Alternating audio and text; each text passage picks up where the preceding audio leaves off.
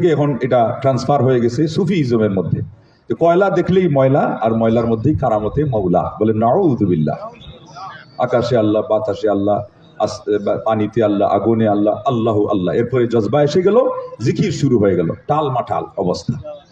তো আমাদের হলো স্থিতিশীলতার মধ্য দিয়ে ভালোবাসা, যেটা পবিত্র একটা বন্ধন, এটা আল্লাহ রাব্বুল আলামিন আমাদেরকে স্মরণ করিয়ে দিচ্ছেন যে যারা প্রথম দিকে যারা আমাদের অগ্রজ ছিলেন ইমানের মধ্যে, তারা চাই মুহাজির হোক চাই আনসার হোক, আল্লাহ রাব্বুল আলামিন তাদেরকে এই ভূমিকা রাখার জন্য প্রশংসা করে বলতেছেন যে তাদের জন্য তিনি প্রস্তুত করে রেখেছেন এমন সমূহ জান্নাত, যার তলদেশ দিয়ে প্রবাহিত নদী নালা, নদ নদী, এটা আল্লাহ রাব্বুল আলামিন, এবং তারা সেখানে থাকবে চিরস্থায়ীভাবে। আল্লাহ রাব্বুল আলামিন এটা বলার পরে বলছেন এটাই হলো মহা সাফল্য। তাইলে সাহাবায়ে কেরামদের জন্য আল্লাহ সাফল্যের ঘোষণা দিয়েছেন। সূরা বাইয়িনা এর শেষ আয়াতে আল্লাহ বলছেন রাদিয়াল্লাহু আনহুম ওয়া রাদু আন। আল্লাহ রাব্বুল আলামিন তাদের উপর সন্তুষ্ট হয়ে গেছেন, আর তারাও আল্লাহর উপরে সন্তুষ্ট হয়েছে। তারা যে সন্তুষ্ট হয়েছেন এটা হলো অগ্নি পরীক্ষা দিয়ে সন্তুষ্ট হয়েছেন। তারা যে সন্তুষ্ট হয়েছেন এটা হলো রক্তের নদী, সাগর, বিল বাদার, হাওর আর যা কিছু হয় এই সবগুলো অতিক্রম করে দস্ত দস্ত হ্যায় দরিয়া কো না ছুড়ে হামনে, বাহরে জুলমত মে ঘোড়া দৌড়া দিয়ে হ্যায় হামনে। কৃষ্ণ সাগরে উকবা বিন নাফে পর্যন্ত সেখানে গিয়ে আকাশ পানে তাকিয়ে বলছিলেন যে আল্লাহ, যদি জানতাম যে সাগরের ওপারে কোনো জনবসতি রয়েছে, তাহলে তোমার সেই বার্তা নিয়ে, তোমার নবী সাল্লাল্লাহু আলাইহি ওয়াসাল্লামের দায়িত্ব নিয়ে, তার যে রিপ্রেজেন্টেটিভ, এটার আসল যে দায়ভার, সেটা নিয়ে ওই সমুদ্রের ওপারে চলে যেতাম। কিন্তু যখন নিশ্চিত হলাম যে ওখানে আর কোনো জনবসতি নাই, মানুষ নাই, তাইলে এখানেই থেমে গেলাম, তা না হলে আমরা সেখানেও পাড়ি জমাতাম। এখানে জীবনের ঝুঁকি, ডুবে মরতাম নাকি না কোনো ধরনের কুমিরের সেই পেটে আমরা চলে যেতাম, তাতেই আমাদের কবর হয়ে যেত, ওটা আমাদের কোনো পরোয়ার বিষয় ছিল না। পাহাড়ে, বন বাদারে, জঙ্গলে, সেখানে কোনো হিংস্র প্রাণীর পেটে আমাদের কবর হইতো কিনা আমরা চিন্তা করতাম না। এই সেই সাহাবারা, তারা আমাদের জন্যে এই সব অগ্নি পরীক্ষা দিয়ে তারা সেই সাহাবী হয়েছে, এবং আল্লাহ রাব্বুল আলামিন তাদেরকে এই সার্টিফিকেট দিয়েছেন। এবং জ্ঞানী একজন বলেছেন যে যতই কিছু হোক সাহাবায়ে কেরামদের জন্য একটাই আয়াত যথেষ্ট, আল্লাহর পক্ষ থেকে একটাই সার্টিফিকেট যথেষ্ট যে তিনি তাদের উপর সন্তুষ্ট হয়ে গেছেন। আর কিছু লাগে? আজমতে সাহাবা পে यही बात है काफी, वो अल्लाह से रादी है, আল্লাহ उनसे रादी। উর্দুভাষী কবি এই জন্য এখান থেকেই বলেছেন সাহাবাদের সম্মানের জন্য এই কথাই যথেষ্ট যে মহান আল্লাহ তাদের উপর সন্তুষ্ট, আর তারাও আল্লাহর বিধানের উপর সন্তুষ্ট। সেখানে কোথায় কষ্ট, কোথায় আয়েশ হারাম, তারা সেগুলো দেখেন নাই। জীবনপণ সবগুলো নিয়ে তারা মরিয়া হয়ে এই দিন সংরক্ষণ করেছেন, এই দিনের জন্য লড়েছেন, এই দিনের জন্য যারা যান যেভাবে দেওয়ার দিয়েছেন, আর যাদেরকে আল্লাহ রাখার রেখেছেন, যতদিন যেভাবে রাখার তারা সন্তুষ্ট চিত্তে থেকে এই দিনের পয়গাম ও পরবর্তী উম্মাহ পর্যন্ত পৌঁছিয়েছেন, তারাই হয়েছেন সাহাবা। তারা যেই সেই কোনো মানুষ না। সেই জন্যে ইমাম বুখারী রাহিমাহুল্লাহ তার কিতাবের 17 সিরিয়ালে, ইমাম মুসলিম 74 সিরিয়ালে, নাসাই 5019 সিরিয়ালে, ইমাম মুসলিম ইমাম আহমদ বিন হাম্বল 12369 সিরিয়ালে বলেছেন যে আয়াতুল ইমানি হুব্বুল আনসার ওয়া আয়াতুল নিফাকি বুগদুল আনসার। সাহাবায়ে কেরামদেরকে ভালোবাসা এটা হলো ইমানেরই নিদর্শন, আর সাহাবায়ে কেরামদেরকে ঘৃণা করা এটা হলো মুনাফিকের নিদর্শন। কোনো মুমিনের অন্তরে সাহাবায়ে কেরামদের সঙ্গে ঘৃণা আসতে পারে না, এবং আমাদের সালেফে সালেহিনরা তারা সেই পথ রুদ্ধ করে দিয়েছেন।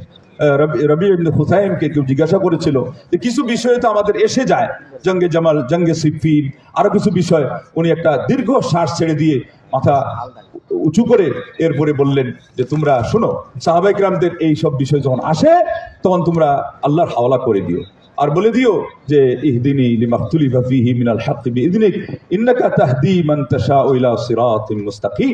আল্লাহ যেটা মতানৈক্যপূর্ণ বিষয় হয়ে গেছে, আপনি আমাদেরকে এটার সঠিক পথ বলে দেন, আর কেননা আপনি সঠিক পথ বাতলে দেওয়ার মালিক। কিন্তু এটা নিয়ে তোমাদের মনের ভিতরে কোনো জটিলতা, কোনো কুটিলতাকে স্থান দেওয়ার কোনো অবকাশ নেই, কোনো সুযোগ নেই। কিছু মানুষ আছে যেদের ব্যাপারে বিচার ফয়সালাতে কেউ অন্য কেউ যাইতে পারে না, এটা আল্লাহ রাব্বুল আলামিন এদের বাহিরে রেখেছেন। সেখানে গেলেই মুশকিল হবে, মুসিবত হবে, ওভারটেক হবে, নিজেদের ইমান শেষ পর্যন্ত ধরে রাখা সম্ভব হবে না, এরপরে কোনো সমাধানও আসবে না। জ্ঞানীগণ বলেছেন যে সাহাবায়ে কেরামদের যে সমস্ত বিতর্কিত কথা, এটাতে আমাদের কি গরজটা আছে, কি বিষয়টা আছে, কিছুই নেই।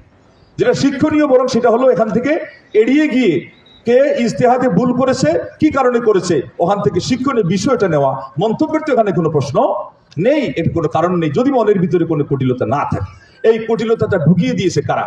এই কুটিলতা সর্বপ্রথম ঢুকিয়ে দিয়েছে আব্দুল্লাহ ইবনে সাবা আল ইহুদি, ইয়েমেনের সানআ শহর থেকে এসে সে ইসলামের দাবি করে এরপরে ওসমান রাদিয়াল্লাহু তাআলা আনহুর প্রতিশোধ নেওয়ার কথা বলে এই দোহাইটা পেড়ে সে করে সাহাবায়ে কিরামদের মধ্যে এই বিষয়টা ঢুকিয়ে দিয়েছে যে না, সত্যের কথা এটা বলতে হবে, অধিকার আদায় করতে হবে, অথচ তার উদ্দেশ্য হলো কালিমাতু হাক্কিন উরিদা বিহাল বাতিল। এই জন্য একটা জিনিস খেয়াল রাখবেন, বর্তমান বিশ্বেও আপনি বাতিল পন্থীকে যদি চিহ্নিত করতে না পারেন, এজেন্ডা খেয়াল করবেন। এজেন্ডা এটা তাদেরই পরিভাষা। এজেন্ডা কি? বর্তমান বিশ্বে সাহাবায়ে কিরামদের দুশমন যারা, তাদের এজেন্ডাই হলো ইসলাম দুশমন যাকে বলা হয়, কোরআনের বিরুদ্ধে করা, আল্লাহ নবী সাল্লাল্লাহু আলাইহি ওয়াসাল্লামকে প্রকারান্তে অস্বীকার করা। এবং আপনারা দেখবেন যে আল্লাহ নবী সাল্লাল্লাহু আলাইহি ওয়াসাল্লামকে কিভাবে কষ্ট দেওয়া হয়। উম্মু সালামা রাদিয়াল্লাহু আনহাকে আল্লাহ নবী সাল্লাল্লাহু আলাইহি ওয়াসাল্লাম সম্বোধন করে বলেন, ইয়া উম্মা সালামা লা তুযিনি ফি আয়েশা। উম্মে সালামা, তুমি আয়েশার ক্ষেত্রে আমাকে কোনো কষ্টের কথা বলবা না। কোনো একটা প্রসঙ্গ আসছিল, কথা বলেছিলেন। এরপরে তিনি বললেন যে তোমাদের মধ্যে কেউ তো আমার লেপ আমার লেপ বা কম্বলের নিচে থাকা অবস্থায় ওহী তো নাজিল হয় নাই। আয়েশা, শুধুমাত্র আয়েশা আমার সাথে একই সেই আবরণীর নিচে আয়েশা আছেন, ওহী নাজিল হয়েছে। বলেন আল্লাহু আকবার। এটা বুখারী শরীফ 3775 সিরিয়ালে। এরপরে আরেক জায়গায় তিনি বলছেন ইয়া আয়েশা, ইয়া আয়েশা। এটা পরেরটা মুনাদা মুরাখাম করে বলছেন, ওই তা মরবুতা বাদ দিয়ে, হাদা জিবরিল ইউকরিউকিস সালাম। আয়েশা রে, এই তো জিবরিল আল্লাহর পক্ষ থেকে যে ফেরেশতা এসেছেন, তিনি তোমাকে সালাম জানাচ্ছেন। তখন তিনি উত্তর দিলেন। এটা আসছে বুখারীতে 6201 সিরিয়ালে, মুসলিম 2477 সিরিয়ালে। আমার এখানে বলার উদ্দেশ্য কি, যে উম্মু সালামা রাদিয়াল্লাহু আনহা আল্লাহ নবী সাল্লাল্লাহু আলাইহি ওয়াসাল্লামের স্ত্রীদের মধ্যে যারা ফকিহা ছিলেন, আয়েশার পরেই তিনি হলেন ফকিহা, দ্বীনের পণ্ডিত, গভীর জ্ঞানের অধিকারিণী। এবং তার অনেক ভূমিকা আছে। হজ্জের ক্ষেত্রে তিনি পরামর্শ দিয়েছিলেন যে আপনি এইভাবে করে চুল নাড়া করে এটা বিতরণ করে যে চতুর্দিকে সবাই দেখে নেক, এত বড় একটা পরামর্শ দিয়েছিলেন। এরকম অনেক ভূমিকা আছে। কিন্তু এখানে আয়েশা রাদিয়াল্লাহু আনহার ক্ষেত্রে বললেন, এই উপদেশ দিলেন এবং কারণও দর্শাইলেন। আল্লাহু আকবার। এটার কারণ আমি যেটা বলতে চাচ্ছি, যে আয়েশাকে কষ্ট দিলে নবীর কষ্ট। এবার আপনার প্রিয় মানুষকে কষ্ট কেউ যদি দেয় তা আপনি কষ্ট পান, তা আল্লাহ নবীকে কষ্ট দিলে কে কষ্ট পাবে? স্বয়ং আল্লাহ কষ্ট পাবে। তো যারা সাহাবাদেরকে কষ্ট দিলে নবীকে কষ্ট দেওয়া, নবীকে কষ্ট দিলে আল্লাহকে কষ্ট দেওয়া। কারণ একদল আমাদের খুব ভালো করে অনেক কিছুই ওরা বুঝে, কিন্তু এটা আর বুঝে না যে কেউ যদি নবী সাহাবায়ে কেরামদেরকে গালি দেয়, অভিশাপ করে, আয়েশা ফিন নার, আয়েশা জাহান্নামী, হাফসা ফিন নার, হাফসা জাহান্নামী, আবু বকর রাদিয়াল্লাহু আনহু মুরতাদ হয়ে গেছেন, ওমর মুরতাদ হয়ে গেছেন, সানামা কুরাইশ, তারা কুরাইশের দেবতা রাফসানজানি এসে আল্লাহ নবী সাল্লাল্লাহু আলাইহি ওয়াসাল্লামের কবরে জিয়ারত করতে আসছে, কিন্তু ওখানে একটু সরে গিয়ে আবু বকর সিদ্দিক আকবর এবং ওমরুল খাত্তাবের কবরে থুতু দিয়ে দিল। এটা কিসের প্রমাণ? তাদের মনের ভিতরে ঘৃণার প্রমাণ। আর কোনো কিছু বোঝায়? উম্মতের সর্বশ্রেষ্ঠ সাহাবাদেরকে যারা ঘৃণা করে, তারা আপনাকে মহব্বত করে বুঝে নাকি? একজন জ্ঞানী বলেছিলেন, যিনি এই পথে শহীদ হয়েছেন, পাকিস্তানের উল্লেখযোগ্য 5 জন আলিম এই শিয়াদের হাতে শহীদ হয়েছে। একজন আল্লামা ইহসান আলাহি জহির, এবং তার পক্ষ থেকে, তার কাছ থেকে প্রেরণা পেয়ে দেওবন্দি ঘরানার আরো 4 জন আলিম শহীদ হয়েছে। আল্লাহু আকবার। একজন তো আলী হায়দারি, তার নাম আলী হায়দারি, এই জন্য উনি মূলত শিয়া ছিলেন। এরপরে তওবা করে সুন্নি হয়েছেন, এরপরে এই পথে যুদ্ধ জিহাদ করেছেন। তার সেই পদচারণা দেখে তাকে গুলি করে শিয়ারা তাকে শহীদ করেছে। আরেকজন হলো আপনার আজম তারিক, এই যে হক নওয়াজ, তারপরে জিয়াউর রহমান ফারুকি, এরা সবাই এদের হাতে তারা গুলিবিদ্ধ হয়ে শহীদ হয়ে গেছে। আল্লাহু আকবার।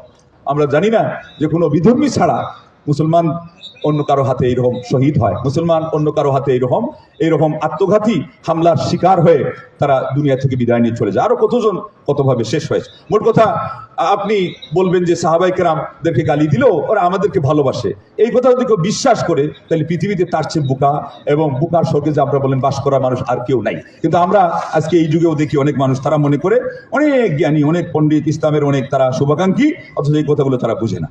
আচ্ছা, আসুন, আল্লাহ রাব্বুল আলামিন বলেছেন, ওয়াল্লাযীনা ইউযুনাল মুমিনিনা ওয়াল মুমিনাত বিগাইরি মাকতাসাবু ফাকাদ ইহতামালু বুহতানান ওয়া ইসমান মুবিনা। সূরা আহজাবের 58 নম্বর আয়াত। কোনো কারণ ছাড়া, একজন দোষ করে নাই, তারপরেও কেউ যদি কাউকে কষ্ট দেয়, আল্লাহ রাব্বুল আলামিন বলছেন যে তারা 2টা অপরাধ করলো। একটা হলো তারা মিথ্যা অপবাদ রটালো, এবং তারা সুস্পষ্ট গুনাহ বুঝা তাদের ঘাড়ে চাপালো। এই গুনাহ, এই যে কাজটা সাহাবা ইকরামদেরকে দোষারোপ করা, তাদেরকে কষ্ট দেওয়া, এই আয়াত তাদের তুলনায় আর কার উপরে বেশি ফিট হবে আমাকে বলে? সাহাবা ইকরামদেরকে অকারণে কষ্ট দেওয়ার তুলনায় আর কার উপরে ফিট হবে? অন্যদের তো তাদের তুলনায় দোষ বেশি এবং ইসলামে তাদের অবদান তুলনাই করা যায় না। ওমর ইবনে আব্দুল আজিজ থেকে আসছে যে যেই ঘোড়ার সাহাবা ইকরামরা উপরে সোয়ার হয়ে যুদ্ধে চলে গেছেন, সেই ঘোড়ার নাকের যে ধুলিকোনা সেটারও উপযুক্ত আমি না। এইভাবে আব্দুল কাদের জিলানী থেকেও আসছে। এই হলো সেই সাহাবাদের শান। এদেরকে কষ্ট দিলে আল্লাহ পাক বলছেন এরা হলো মিথ্যা অপবাদ রটানেওয়ালা মানুষ এবং এরা হলো সুস্পষ্ট আপনার গুনাহ নিজের ঘাড়ে চাপানেওয়ালা মানুষ। এটা সূরা আহজাবের 58 আয়াতে আপনারা পাবেন। বুখারীর হাদিসে আসছে আল্লাহ নবী সাল্লাল্লাহু আলাইহি ওয়াসাল্লাম বলছেন, আল্লাহ পাক হাদিসে কুদসি তার কথাই বলতেছেন 6502, মান আদালি ওয়ালিয়ান ফাকাদ আযানতুহু বিল হারব। যে ব্যক্তি আমার ওলিকে কষ্ট দিল, আমি আল্লাহ তার বিরুদ্ধে যুদ্ধ ঘোষণা করলাম। আচ্ছা, উম্মতে মুসলিমার মধ্যে ওলি শ্রেষ্ঠ ওলি কারা? কেউ বলতে পারবেন? সাহাবা ইকরামদের চেয়ে বড় তো দূরের কথা, সমমানের কোনো আল্লাহর ওলি আছে নাকি? আল্লাহু আকবার। তাদেরকে কষ্ট দিয়েছে এবং ইমাম কুরতুবী তার ইতিহাসে নিয়ে আসেন, অনেক দিক থেকে এটা বিশ্বস্ত। একবার ওই সফউইদের আমলে মদিনার আমিরের সাথে, উনিও সফউই ছিলেন না, শিয়া ছিলেন না, কন্ট্রাক্ট করে আবু বকর সিদ্দিক এবং ওমরুল খাত্তাব রাদিয়াল্লাহু তাআলার লাশ তারা তুলবে।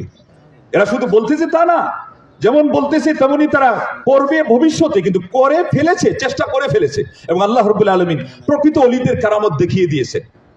এই লোক মসজিদের যে হারিস ছিল, সিকিউরিটি, সে দিতে চাচ্ছিল না, কিন্তু আমির টাকা খাইয়া বলছে যে দিয়ে দিও। তখন পারমিশন দিয়ে সে কাঁদতেছে আর দরজার আড়াল থেকে দেখতেছে, আল্লাহ গো, তোমার নবীর এত বড় সাহাবী আবু বকর সিদ্দিক আর উমর ইবনে খাত্তাবের লাশ তুলে এরা কেমন অপমান জানি করে, আমি না জানি কোন জাহান্নামে যাই। এত বড় অন্যায় আজকে আমাকে বাধ্য করলো এই মদিনার গভর্নর, সে তো বাধ্য না করলে আমি তো তাদেরকে পারমিশন দিতাম না, আমি তাদের তালা খুলে দিতাম না। আল্লাহ তুমি রক্ষা করো, তুমি রক্ষা করো, আমাকেও মাফ করো, এদেরকেও হেদায়েত করো। এটা যেটা দোয়া করতেছেন। আর উনি দেখতেছেন যে কি হয়। আমরা তো খালি কারামতুল আউলিয়া আছে না, হ্যাঁ, জোটের ভিতর কারামতে মৌলা হলো আল্লাহর সবচেয়ে প্রিয় সাহাবা নবী সাল্লাল্লাহু আলাইহি ওয়াসাল্লাম পরে যারা উম্মতে মুসলিমার শ্রেষ্ঠ শ্রেণী। এরপরে সে দেখছে যে তাদের দুইজনের কবরের কাছে যাইতেই সারা এরিয়া থেকে এমন বড় একটা হাঁ করছে জমিন, আর 40 জন মানুষ ছিল, সবাইকে লুকমা বানিয়ে খাইয়ে ফেলেছে। আল্লাহু আকবার নাই না? জিলানী মায়ের পেট থেকে বের হয়ে বাঘ তাড়াইছে বললে তো চিৎকার দিয়ে লাফাইতে। এটা হলো কারামাতুল আউলিয়া। প্রকৃতপক্ষে সাহাবা ইকরামদের মান ক্ষুণ্ণ করবে। আর আজকে আমাদের আশ্চর্য বিষয় হলো এই সমস্ত বাস্তব কাহিনী, এমনকি যদি সাহাবা ইকরামদের আপনার পুস্তলিকা জ্বালিয়েও দেয়, এমন কিছু মানুষ আছে এরা বলে মুসলমান, এরা নাকি ইসলাম চায়, পার্লামেন্টে ইসলাম দিতে চায়। এই গাদ্দার কওমের মনের ভিতরে তেল পরিমাণ কষ্ট লাগবে না, তার বাস্তব প্রমাণ হলো এতে এত কিছু হয়ে গেল। এরা কিন্তু ইরান সম্পর্কে তো শব্দ পর্যন্ত করে না, যা কিছু মন্তব্য করে এই তাওহীদের দেশ সৌদি আরবের বিরুদ্ধেই তারা করে। কথা কি বাস্তব বলছি না মিথ্যা বলছি? এরা দেখতে থাকবে যদি এরকম ঘটনা কোনোদিন ঘটে যে মক্কাকে তারা ধূলিসাৎ করে দিয়েছে, মদিনাকে ধূলিসাৎ করে দিয়েছে, এই জায়গায় নজফ এবং কারবালাকে তারা স্থলাভিষিক্ত করেছে, এরা ওর বারবাহা দিবে এবং এরা ওদের কাছে গিয়ে তাদেরকে শাবাশি জানাবে। এবং এদের কেউ যদি এই কাজে মারাও যায়, ওরা ওদের ওখানে জানাজা পড়তে যাবে, ওদেরকে দোয়া করতে যাবে, জান্নাতুল ফিরদাউসে আলা মাকাম চাইবে। এরা কিন্তু সাহাবাদের দুশমন, এরাও দুশমন বলতে গেলে ঘোষণা দেওয়া লাগে না। চুরে চুরে হালি, এক চুরে বিয়ে করে আরেক চুরে শালি। বাংলার জমিনে প্রচুর পরিমাণে এই শিয়া প্রেমীরা আছে, শিয়া ভক্তরা আছে, তারা এখন পর্যন্ত এদের কথা বলে যে যেটা মারা গেছে, ধ্বংস হয়েছে বলে, তার মতো বলে সে শহীদ হতে চায়। পাকিস্তানের একজন আলিম বলছে সে খামিনের মতো বলে শহীদ হতে চায়। এরা যদি চিৎকার দিয়েও বলে যে আমরা সাহাবাদেরকে ভালোবাসি, এই ভালোবাসা সত্য হবে? এই ভালোবাসাকে আল্লাহ পাক গ্রহণ করবেন? আপনি লজিক কথা, আপনি যদি দেখেন যে একজন মানুষ আপনার ভালোবাসার দাবি করে, আর এরপরে দেখছেন যে সে আপনার জানি দুশ্মন, ওর সাথে তার উঠা বসা, তার আনাগুনা, তার ওই বাদাম খাওয়া, তার চা চক্রে বসা, আপনি যদি বুদ্ধিমান হন সহজে আপনি বুঝে যাবেন যে এই মানুষ আমার কি না প্রিয়র খাঁটি বন্ধু না। সাহাবা ইকরামদের সাথে এত শত্রুতা, লা ইলাহা ইল্লাল্লাহ। সাহাবা ইকরামদেরকে তার ঘোষণা দিয়েছে তারা সর্বপ্রথম এই দেশ দখল করতে চায় কেন? পরিষ্কার কথা বলেছে, দখল করতে পারলেই মক্কা মদিনাকে মেছাকার করে দিবে এবং আবু বকর সিদ্দিক এবং ওমর খাত্তাব এদের লাশ তুলে উল্টা করে তারা তাদেরকে দুর্রাপিটা করবে। কি অন্যায় করছে আমার নবী? এত বড় সাহাবী বলেছেন, এই সাহাবী সম্পর্কে আল্লাহ নবী বলেছেন, ইন্না মিন আমান্নিন নাস আলাইয়া ফি মালিহি ওয়া সুহবাতি আবু বকর। আমাকে সবচেয়ে বেশি উপকার করেছে, আমার সেবা করেছে এই উম্মতের মধ্যে সবচেয়ে বেশি আবু বকর সিদ্দিক। আবু বকর সিদ্দিক ছাড়া আমার দরজা দিয়ে সরাসরি যে কোনো মুহূর্তে আসতে পারবে উম্মতি মুসলিমার মধ্যে উমর খাত্তাব নাই, উমর ইবনে খাত্তাব না, আর কেউ না। এত বড় সাহাবী, এনাকে নিয়ে তাদের সবচেয়ে বড় ঘৃণা। তাদেরকে তারা এক বাক্যে বলেছে এরা সবাই মুরতাদ। সাহাবায়ে কেরামদেরকে যে মুরতাদ বলে, তারা আপনাকে ইমানদার মনে করে? পরিষ্কার তারা তাদের কিতাবে লিখে দিয়েছে যে এরা আহলুস সুন্নাহ, এরা মুসলমান না, এরা কাফির। তারা আপনাকে বলে মুরতাদ। আর আপনি আপনারটা শুনবেন কেন? আপনার বাবাকে যে গালি দেয়, এরপরে আপনি আপনার আপনাকে গালি দেওয়ার অপেক্ষা করবেন কেন? আপনি বুদ্ধিমান হলে বলবেন যে ব্যাস হয়ে গেছে, এই লোক আমার দুশমন। আবার আপনার মাকেও গালি দেয় একসাথে। তো মাকে আয়েশা রাদিয়াল্লাহু তাআলা আনহা ওয়া আরদাহা, তাকে কি পরিমাণ গালি দিয়েছে, তাকে কি পরিমাণ আপনার কদার্যতার অলস কালিমার অপবাদ তারা দিয়েছে। তারা বলেছে খালি এটা না, কাশফুল আসরারের মধ্যে খুমেনি বলেছে আমাদের মা আয়েশা রাদিয়াল্লাহু আনহা, তিনি নাকি ঘুরে ঘুরে ফেরি করে দেহ ব্যবসা করতেন। বলেন ইন্না লিল্লাহি ওয়া ইন্না ইলাইহি রাজিউন। কি পরিমাণ ক্ষোভ থাকলে সেও জানে যে এটা আসমান পড়া মিথ্যা কথা, আসমান পড়া মিথ্যা কথা। কেন এই পরিমাণ কথা এরপরে তো মিথ্যা বলতে পারে? শুধুই তাদের মনের ভিতরকার ক্ষোভ যে এরা কেন প্রকৃত মুসলমান দাবি করছে। প্রকৃত মুসলমান তো আমরা, আমাদের সাথে আমাদের রক্তের ধমনীতে আসে সেই আব্দুল্লাহ ইবনে সাবা ইহুদির সেই কণিকা, আর আমাদের এখানে সেখানে আছে অগ্নি পূজক। এই যে বললাম এজেন্ডা, তারা শেষ পর্যন্ত অগ্নি পূজার এজেন্ডা তারা নিয়ে আসছে। ইরানে ডজন খানিক আপনার অগ্নি মন্দির আছে, পৃথিবীর আর কোনো জায়গায় আছে কিনা আমি জানি না। রাষ্ট্রীয় সহযোগিতায় সেগুলো আপনার পরিচালনা করা হয়, এগুলোকে সজ্জিত রাখা আছে, আগুন পূজা করো। তার মানে কি প্রমাণ তারা দিয়ে দিল যে তাদের ওই যে পারস্য যে সংস্কৃতি, ওইটাকে তারা কেন্দ্র করে কাজ করে। আরবিয়ানদের উপরে তাদের খুব, নবী সহ নবীর সাহাবারা সবাই কি আরবিয়ান না পারস্য ভাষাভাষী? আল্লাহু আকবার। তো এরপরে আবার আপনি মনে করেন যে না, তারা খুব বেশি ইসলামকে ভালোবাসে, ইসলামের জন্য ভালোবাসে। ফিলিস্তিন খালি একটা স্লোগান দিয়ে দিল। কোনো জায়গাতে, কোনো ইস্যুতে, কোনো মিটিংয়ে, কোনো কনফারেন্সে, কোনো জায়গায় নাম কেউ আসতে পর্যন্ত, উপস্থিত পর্যন্ত নাই। আর আপনাকে ধোঁকা দেওয়ার জন্য ফিলিস্তিন ফিলিস্তিন। এর চেয়ে বড় ধোঁকা পৃথিবীতে আর আছে নাকি? বর্তমান বিশ্বে এর চেয়ে বড় মুনাফিকি আছে নাকি? আপনি এটা যদি উত্তর না করতে পারেন, আপনার মধ্যে কোনো ইমানও নাই, বাস্তব জ্ঞানও নাই, আপনার মধ্যে রাজনীতি তো দূরের কথা, কোনো রাজনীতির র পর্যন্ত নাই। এই জন্য এই দেশে একটা ডক্টরেট থিসিস করা হয়েছে যে আপনার ব্রাদারহুড, এরা হলো আকিদার মধ্যে তাদের ভ্রান্তি যা আছে, ওল মুফলিসিনা ফি সিয়াসা, রাজনীতির মধ্যে এরা হলো দেউলিয়া। রাজনীতিও বুঝে না। কারণ এটা যদি বুঝতো তাহলে অন্তত এই এজেন্ডাতে এসে, ইরানের এজেন্ডাতে এসে তাদের হেদায়েত হয়ে যেত। কিন্তু এখানে আমরা দেখতে পাচ্ছি বাস্তবে তারা আরো বেশি গুমরা হয়ে গেছে, এবং তারা যে ইরানপন্থী, তারা কোনো তৌহিদবাদী নয়। এখানে এসে শুধুমাত্র তাদের বিশেষ স্বার্থের জন্য তারা দেখায় যে হ্যাঁ তারা তৌহিদপন্থী। আসলে তাদের নারীর সম্পর্ক ইরানিদের সাথে, এবং ওই যারা পারস্য সংস্কৃতি নিয়ে থাকে, আরব সংস্কৃতিকে ঘৃণা করে মক্কা মদিনাকে ভেঙে চুরমার করে দিতে চায়, তারা ওদের সাথেই তাদের নারী সম্পর্ক। এটাই বাস্তবে তারা প্রমাণ দিয়ে দিল। আপনার জন্য যদি এটা যথেষ্ট না হয়, আপনি আরো ইস্তেখারা করেন এবং রাতে তাহাজ্জুদ পড়েন, আর ওই দোয়া পড়েন যেটা হলো আপনার ইয়েতে পড়তে হয় তাহাজ্জুদের মধ্যে, ইহদিনিল মাখতুলফা, যেটা রবি ইবনে খুসাইম বলছিলেন। একবার এক বন্ধু, উনি সুন্নি, শিয়ার বাড়িতে গেলেন।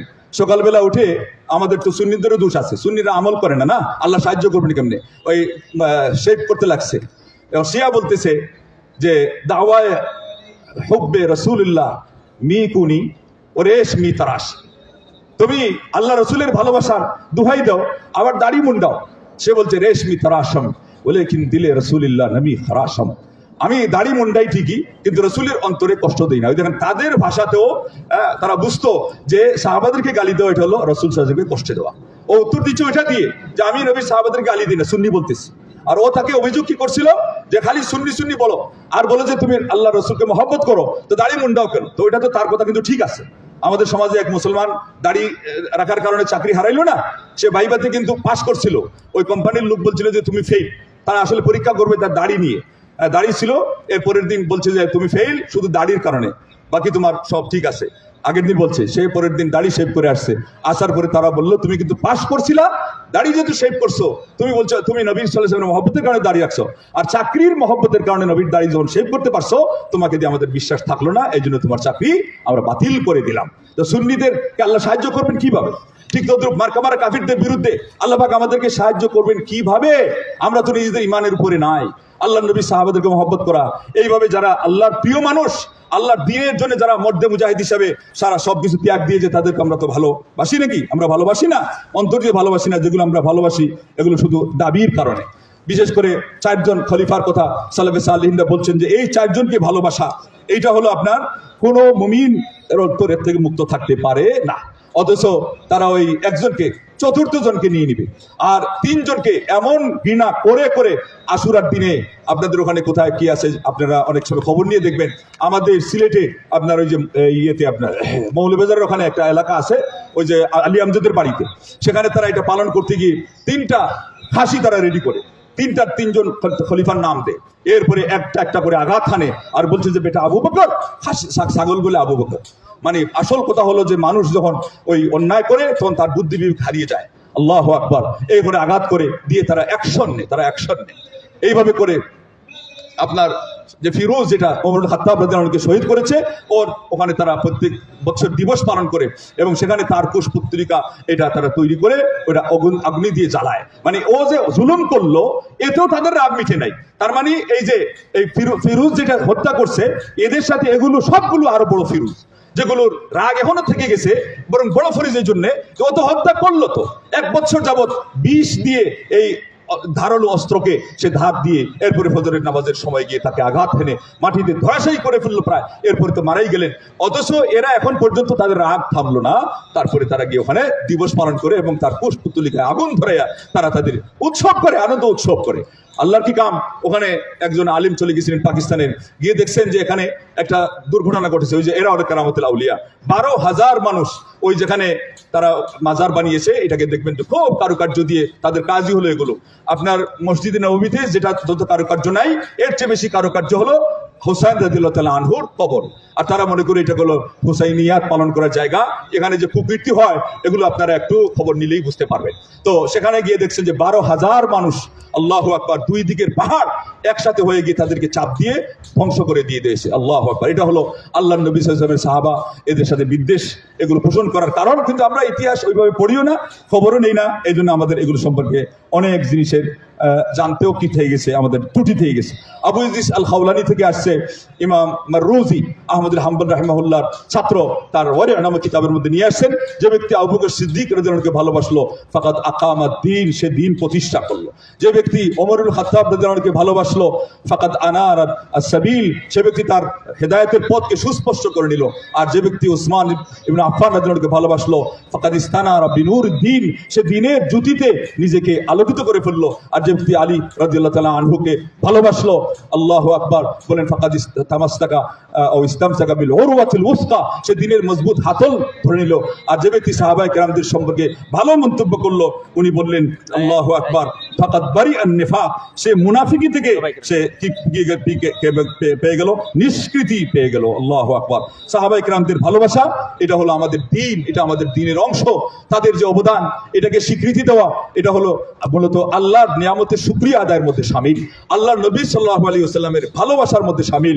এবং দ্বীন আপনি পেয়েছেন, দ্বীনকে আপনি যদি মনে করেন দ্বীন মাহফুজ, আল্লাহর দ্বীন আমাদের পর্যন্ত পৌঁছেছে, কোরআন এটা 30 পারাই আছে, হাদিস আমরা যেটা সহি এটা সহি। তো প্রথমে আপনাকে জানতে হবে সাহাবারা বিশ্বস্ত ছিলেন। আর সাহাবাতু কুল্লুহুম উদুল, উম্মতে মুসলিমা সবাই একমত যে সাহাবারা সবাই বিশ্বস্ত। সাহাবাদেরকে বিশ্বস্ত না জানলে আপনার নামাজ ঠিক নাই, আপনার রোজা ঠিক নাই, কেননা এগুলোর মূল শিকড় কোন জায়গা থেকে? আল্লাহ নবী সাল্লাল্লাহু আলাইহি ওয়াসাল্লাম থেকে সাহাবায়ে কেরামরা সনদের শুরুতে আসেন। আজকে তাদের এই সমস্যার কারণে আমি বলবো যে আল্লাহ রাব্বুল আলামিন তাদেরকে এই ফিতনার মধ্যে ফেলে দিয়েছে। তারা এখন এই গীবত করা ছাড়া, সাহাবায়ে কেরামদের নিন্দা করা ছাড়া তাদের ধর্মই হয় না, নামাজ পরিপূর্ণ হয় না সাহাবায়ে কেরামদেরকে অভিশাপ দেওয়া ছাড়া, এবং গালি দেওয়া ছাড়া কালিমাও সুসম্পন্ন হয় না, আজানও হয় না। এই কাতিফের মধ্যে একজন এসে বলছে যে এখন আর আশহাদু আন্না আলিয়ান ওলিউল্লাহ না, আশহাদু আন্না আলিয়ান হুজ্জাতুল্লাহ বলতে হয়। হুজ্জাতুল্লাহ এটা হলো আরো শক্ত। এবং তাদের যে ইমানের রুকুন, এই ইমানের রুকুনের মধ্যে সবচেয়ে বড় রুকুন হলো আল ইমামা। আল ইমান না, আপনার তো ইমানের মধ্যে শাহাদাতান, আল্লাহকে মানা, নবী সাল্লাল্লাহু আলাইহি ওয়াসাল্লামকে মানা, তাদের হলো ইমামা। কার ইমামা? আলী রাদিয়াল্লাহু আনহু ইমাম মানতে হবে, ওইটাই হলো সবচেয়ে বড় রুকুন। এরপরে হলো নামাজ, রোজা, হজ। তারপরে তাদের মধ্যে এক গ্রুপ আছে যে কয়বার এই সাহাবীর নাম নিলে নামাজ হয়ে যাবে, সালমান ফার্সির নাম কয়বার জপলে জাকাত আদায় হয়ে যাবে। হজ হলো কি জানেন? হজ হলো তাদের এমনও কিতাবের মধ্যে লেখা আছে, হজ হলো ওই টাকা পয়সা না নিয়ে বাড়িতে থাকো, তোমার এত তো মুতা তো করতেছে, মুতা করে তাদের পোষায় না। এরপরে বলছে যে প্রতিবেশিনী, তোমার প্রতিবেশিনী, আল্লাহ নবী যেটা বলছেন যে প্রতিবেশীর স্ত্রীর সাথে মানে পাপ করা, এটা হলো জঘন্যতর থেকে আরো জঘন্যতর, কঠিন থেকে আরো কঠিন জঘন্যতর। তাদের হলো ওই প্রতিবেশিনীর সাথে যদি বেবিচারে লিপ্ত হয়, ওটা হজের সমতুল্য হয়ে যাবে, আর হজে যাওয়া লাগবে না। এখন অনেকে বলে যে এরা হজে আসে কেন ভাই, এরা অনেকে হয়তো সুন্নি অথবা তাদের ওই সমাজের মধ্যে কিছু আম পাবলিক আছে, এরা এগুলো বুঝে না, ওই হাওয়ার উপরে চলতেছে এই জন্য আসে। আরেকটা হলো আন্তর্জাতিক এবং আপনার ওই যে রাজনৈতিক কিছু বিষয় আছে, ইস্যু আছে, কূটনৈতিক কিছু বিষয় আছে, এদের এইগুলোর ভিত্তিতে তাদেরকে পারমিশন দেওয়াই লাগে, এই জন্য তারা দিতে বাধ্য। এবং ভিতরের খবর তো অনেক সময় মানুষ জানে না, এরপরে ফিতনা বাঁচবে, তাই না? এই জন্য ফিতনা থেকে বাঁচার জন্য তারা এগুলো পারমিশন দিয়ে দেয়। তো যাই হোক, আমরা শেষের দিকে এসে গেছি। সাহাবায়ে কেরামদের ভালোবাসা এটা আমাদের ইমানের অন্তর্ভুক্ত, এটার উপর আমরা একমত নাকি? কিন্তু ভালোবাসার কিছু তারবিয়তও আছে। ইমাম মালিক রাহিমাহুল্লাহ বলেছেন যে কানা সালাফু ইউআল্লিমুনা আওলাদাহুম হুব্বা আবি বকর ওয়া উমর কামা ইউআল্লিমুনা আস-সূরাতা মিনাল কুরআন। সালাফে সালেহিনরা তাদের সন্তানদেরকে মালিকের পণ্ড বিশ্বায় ইমাম মালিক রাহিমাহুল্লাহ বলছেন যে সালাফে সালেহিনরা আবু বকর সিদ্দিক এবং ওমরুল খাত্তাব ইনাদের ভালোবাসার ট্রেনিং এবং বাস্তবে তাদেরকে তারবিয়ত দিতেন এমন ভাবে যেমন কোরআনুল কারীমের একটা সূরা পড়িয়ে দিতেন। আল্লাহু আকবার। এই জন্য আগে একজন বলছিলেন যে শুআয়ব ইবনে হারব, যে আবু বকর সিদ্দিক এবং ওমরুল খাত্তাবকে ভালোবাসা তাওহীদকে ভালোবাসা সমতুল্য। এটা কি কারণে? যে তাদের সাথে এটা সম্পৃক্ত হয়ে আছে। আল্লাহর নবী সাল্লাল্লাহু আলাইহি ওয়াসাল্লামের পরে আপনাকে তাওহীদ বুঝিয়ে দেওয়ার সনদের প্রথম গুড়াতে যে লোকগুলো আছে তাদের প্রথম হলেন আবু বকর সিদ্দিক, তারপরে হলেন ওমর ইবনে খাত্তাব রাদিয়াল্লাহু তাআলা আনহু, এবং মহিলাদের মধ্যে হলেন উম্মুল মুমিনিন আয়েশা রাদিয়াল্লাহু তাআলা আনহা এবং উম্মু সালামা রাদিয়াল্লাহু তাআলা আনহা ওয়া আরদাহা। তো আমাদের পুরুষদেরকে এই সমস্ত সাহাবাদের জীবনী পড়তে হবে, তাদের সাথে সম্পৃক্ত হতে হবে। এবং শুনছেন আবু ইদ্রিস আল খাওলানি বলছেন যে তাদের কোনজনকে ভালোবাসলে আপনার মধ্যে কি স্বভাব আসে। তার মানে এক বাক্যে সকল সাহাবাদেরকে যারা ভালোবাসতে জানবে তাদের মধ্যে সাহাবাদের স্বভাব আসবে। আজকে যে আপনি বলতেছেন আপনি ত্যাগী হবেন, আপনি ইসলামের জন্য এটা করবেন, সাহাবাদের যদি ভালোবাসা অন্তরে না থাকে আপনার জানতে কচুও হবে না, কলা পাতাও হবে না, কিছুই হবে না। এটা হবে আপনার মার্কামারা ইসলামের, যেটা হলো রাদিতু লাকুমুল ইসলামা দীনা, কুরআনের ইসলামের কোনো কিছুই হবে না। এবং আমরা বাস্তবে দেখতে পাচ্ছি এই সমস্ত কত ইসলামের ধ্বজাদার, এদের মাধ্যমে সবকিছু হচ্ছে, স্লোগান হচ্ছে, মিটিং হচ্ছে, মিছিল হচ্ছে, ইসলামের রাজনীতি হচ্ছে, পার্লামেন্টে ঢুকাও হচ্ছে, সরকারি ক্ষমতা পর্যন্ত হাতে আসা হয়েছে। সুদানে দেখা গেছে, আল জাজিরায় দেখা গেছে, মিশরে দেখা গেছে, এখানে দেখা গেছে, সেখানে দেখা গেছে, ইসলামের কচু কলাপাতা ছাড়া কিছুই হয় না। আর আমাদের দেশে আপনারা যা দেখতে পাচ্ছেন, আগামীতে অপেক্ষা করেন আরো অনেক খারাপ কিছু হওয়ার। আল্লাহর কসম আরো অনেক খারাপ কিছু হবে, কেননা তারা ইসলামটা বুঝেই নাই এবং ইসলামের রাজনীতিও তারা আয়ত্ত করতে পারে নাই, আর ইসলামের যে আকীদা বিশ্বাস এগুলোর সাথে তাদের সম্পর্ক রাখে নাই। তাদের একটা বড় গ্লানি হলো যে আকীদার ক্ষেত্রে তারা হলো সাহাবায়ে কেরামদের বিদ্বেষী, এবং আকীদার ক্ষেত্রে তারা হলো শিয়াপন্থী। সাহাবাদেরকে বিদ্বেষ করা, তাদের ব্যাপারে তুচ্ছ-তাচ্ছিল্য করা, এটা হলো তাদের মাযহাব, এটা হলো তাদের আকীদার বড় বড় একটা দিক। আর সাহাবাদেরকে ভালোবাসা এটা হলো আমাদের আকীদার একটা চ্যাপ্টারের গুরুত্বপূর্ণ বিষয়। হামাদ ইবনে আতিক আগের জয়ের মক্কার ইমাম বলছেন যে কোরআন কারীমের মধ্যে তাওহীদের পরে সবচেয়ে বেশি এবং শক্তিশালী আয়াত আসছে আল ওয়ালা ওয়াল বারা, কে কাকে আপন জানবে, কে কাকে পর জানবে। আপনার সারা পৃথিবীর মধ্যে আল্লাহ নবীর পরে সবচেয়ে আপন কে? সাহাবারা। এদের মধ্যে শীর্ষে কে? আবু বকর সিদ্দিক। তাদের সবচেয়ে বড় শত্রু আবু বকর সিদ্দিক। আসুন বুখারী শরীফের হাদিসটা দিয়ে শেষের দিকে চলে আসছি 3688। আনাস রাদিয়াল্লাহু আনহু বললেন, যা একজন সাহাবী এসে জিজ্ঞাসা করলেন না কিয়ামত কখন হবে। আল্লাহ নবী সাল্লাল্লাহু আলাইহি ওয়াসাল্লাম বললেন যে তুমি প্রস্তুতি কি নিয়েছো? বলছে বেশি নেই নাই, আমি আল্লাহ রাসূলকে ভালোবাসি। তখন আল্লাহ নবী সাল্লাল্লাহু আলাইহি ওয়াসাল্লাম বলছেন যে তুমি জেনে নাও যে ফাইন্নাকা মা মান আহবাবতা, তুমি যাকে ভালোবাসো তোমার হাসর নসর ঠিকানা তার সাথে হবে। তখন তিনি বললেন যে মা ফারিহনা বাদাল ইসলাম ফারহান আসাদ্দা মিন কাউলিন নবী সাল্লাল্লাহু আলাইহি ওয়াসাল্লাম। আল্লাহ নবী যে সুসংবাদ দিলেন যে তুমি যাকে ভালোবাসছো তার সাথে থাকবা, এই কথা ইসলাম গ্রহণ করার পর এই কথা শুনে আমরা যত আনন্দিত হয়েছি তার চেয়ে বেশি আমরা আনন্দিত আর কোনোদিন হয় নাই। ফাআনা উহিব্বুল্লাহ ওয়া উহিব্বুন নবী ওয়া উহিব্বু আবু বকর ওয়া উহিব্বু ওমর ফাআরজু আন আকুনা মাআহুম ওয়া ইল্লাম আ'মাল বিআমালিহিম। আমি এদেরকে ভালোবাসি, আমি আশা করি আল্লাহ পাক আমি ছোট সাহাবী হলেও তাদের সাথে আল্লাহ আমাকে ঠিকানা দিবেন, যদিও বা আমি তাদের মতো আমল করি না। কার সাথে জান্নাতে যেতে চান? নবী সাহাবাদের সাথে। কি রকম আল্লাহর পথে শহীদ হতে চান? সর্বপ্রথম যারা মডেল সাহাবা, নাকি না অন্য কিছু? অন্য কিছুতে পা দিবেন শেষ হয়ে যাবে। বিশেষ করে এর বিপরীত, বিশেষ করে যারা তাদেরকে ঘৃণা করে, তাইলে জান্নাতে যেতে চান সাহাবাদের সাথে, তাদেরকে ভালোবাসেন, তাদের পদাঙ্ক অনুসরণ করেন। আল্লাহ নবী সাল্লাল্লাহু আলাইহি ওয়াসাল্লাম সাহাবাদের নাম মুখস্থ করেন। 4 জন খলিফার নাম তো অনেকেই জানেন, আমাদের বাচ্চাদেরকেও আবু বকর সিদ্দিক ওমর দিয়ে এটা একটা রুট বোঝানো হয়েছে। আশারে মুবাশশিরিন বিল জান্নাহ 4 জন খলিফা, এরপরে আবু উবাইদা ইবনে জাররাহ, তালহা ইবনে উবাইদুল্লাহ, তারপরে আজ-জুবাইর ইবনে আওয়াম, আব্দুর রহমান ইবনে আউফ, সাদ ইবনে আবি ওয়াক্কাস, সাঈদ ইবনে যায়েদ, এদের নাম মুখস্থ করেন। আপনাদের বাচ্চাদেরকে বলেন যে একসাথে তুমি এদেরকে বলো এবং এদেরকে তুমি ভালোবাসো কিনা আমাকে তুমি ওয়াদা দাও। এইভাবে করে আল্লাহ নবী সাল্লাল্লাহু আলাইহি ওয়াসাল্লামের সাহাবাদের ভালোবাসার তালকিন দিবেন। সালাফে সালেহিনরা যদি কোরআনের সূরার মতো তারা সাহাবাদের ভালোবাসার তালকিন দিতে পারেন, আপনি আমি তো আজকে এগুলো করি না, সেজন্য আমাদের সমাজ থেকে এই জিনিসগুলো উচ্ছেদ হয়ে গেছে, উৎখাত হয়ে গেছে, উঠে গিয়েছে। ইয়া নাইয়াল ইসলামে কুম ওয়া কাদ জালা উরফুন ওয়া বাদা মুনকারু।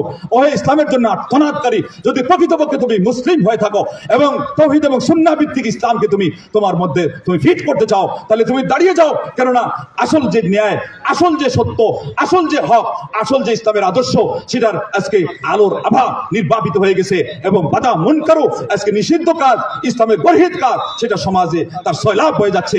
এটা দিয়ে ইসলামের নাম দিয়েও কিছু করতে পারবে না, আর ইসলামের বিরুদ্ধে করে তো এটা পারবেই না, বরং নাম দিয়ে যারা যেটা করে এটা আরো ক্ষতি করে। এই জন্য ইমাম বুখারী রাহিমাহুল্লাহ ফতোয়াটা শোনাচ্ছি। উনি বলছেন যে রাফিজি শিয়া ওই যুগে যারা ছিল তাদের পিছনে উনি ইক্তেদা করতে মানা করেছেন, বলেছেন এদেরকে ইহুদি এবং খ্রিস্টানের স্থলাভিষিক্ত জেনে আমি বললাম যে রাফিজি শিয়াদের পিছনে ইক্তেদা হবে না। আর এখনকার যারা খোমেনির পর থেকে ওই রাফিজি না, আরো মারাত্মক রাফিজি। তার মধ্যে বড় একটা দিক হলো এজেন্ডাতে সুস্পষ্ট হয়ে গেছে যে তারা ইসলাম দুশ্মন কি পরিমাণ। ভারতে যেমন হিন্দুরা হলো জনম দুশ্মন বলা হয় একটা উর্দু ভাষা, ঠিক শিয়ারা হলো জনম দুশ্মন। খালি সুন্নি বলবেন ওই কারণে যে এর অপোজিটে শিয়াটা আসে, তা না হলে আসল সুন্নি তখন ইসলাম। ইমাম আল্লাহু আকবার বারবাহারি অথবা আরেকজন যিনি আসেন লালকাই, তারা সুন্নাহ কিতাবে প্রথম বান যেটা যে আপনার ধারা তার মধ্যে নিয়ে আসছেন ইলাম আন্নাল ইসলাম হুয়াস সুন্নাহ ওয়াস সুন্নাতা হিয়াল ইসলাম। জেনে রাখো ইসলামই সুন্নাহ আর সুন্নাহই ইসলাম। ইমাম ইবনে কাইয়্যিম রাহিমাহুল্লাহ বলছেন ইলাম আন্না আযামান নিআমি আলাল ইতলাক আল ইসলাম ওয়াস সুন্নাহ। তিনি শুধু ইসলাম বলতে পারতেন, কেন বললেন যে সুন্নাহ সহ। আর এই সুন্নাহ দিয়ে আজকের আমি এটা মিন করব, এটা হলো শিয়া মতবাদের বিপরীতে। সুন্নাহ হলো ওইটাই ইসলাম, যেটা ইসলামই হলো সুন্নাহ। এই সুন্নাহ ছাড়া কোনো ইসলাম নাই, যেটাকে আল্লাহ বলেছেন ওয়ারাতিতুল্লাকুমুল ইসলাম দীনা। আল ইসলামের আর্টিকেল দিয়ে আল্লাহ ওইটাই বুঝিয়েছেন। আল্লাহর কাছে ওইটাই মনোনীত ধর্ম। ওই ধর্মের জন্য হাঁটি হাঁটি পা পা করে একটু একটু করেন, আকীদা শুধরান, পরিবার হিসেবে বাস্তবায়ন করেন, আমল শুধরান, দোয়া কালাম জিকির আজকার এগুলো প্র্যাকটিস করেন, পরিবার হিসেবে বাস্তবায়ন করেন। এরপরে আল্লাহ যতটুকু শক্তি দিয়েছেন, সামর্থ্য দিয়েছেন, নিজের সমাজে আশেপাশে বন্ধু বান্ধবের মধ্যে প্রচার করেন। এটাই হলো আপনার দ্বীন কায়েম করা।